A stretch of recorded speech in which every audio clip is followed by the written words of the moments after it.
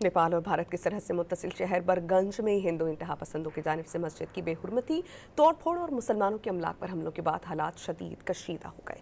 मस्जिद की बेहुरमती के खिलाफ अवाम सड़कों पर निकल आए। इस दौरान पुलिस ने मुजाहिरीन को मुंतशिर करने के लिए आंसू गैस के शेल्स फेंके।